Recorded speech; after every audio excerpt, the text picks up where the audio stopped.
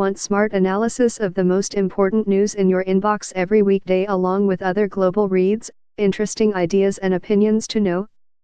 Sign up for the Today's Worldview newsletter. It made for a good photo op.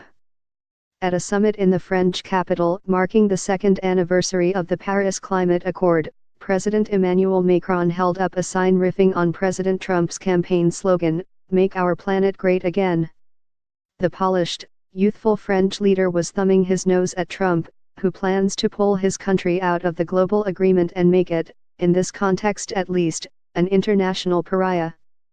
Aiding Macron in the fight were dozens of world leaders alongside a series of prominent Americans: former New York City Mayor Michael Bloomberg, former Secretary of State John F. Kerry, former California Gov. Arnold Schwarzenegger, and billionaires Richard Branson, Bill Gates, and others.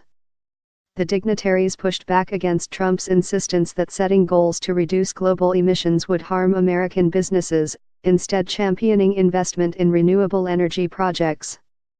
World Bank President Jim Yong Kim said his agency would stop funding oil and gas projects in 2 years. pic.twitter.com/3G5LY090SJ. Emmanuel Macron, at Emmanuel Macron, June 1, 2017.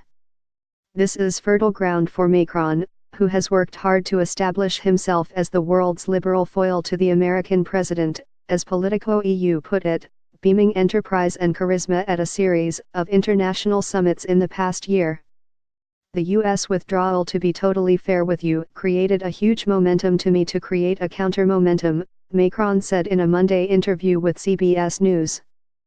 He has also taken the lead in revitalizing a flagging European Union, proposing a federalizing plan for Europe.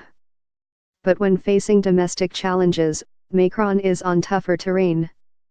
His approval ratings dropped dramatically over the summer as his government unfurled proposals for painful economic reforms.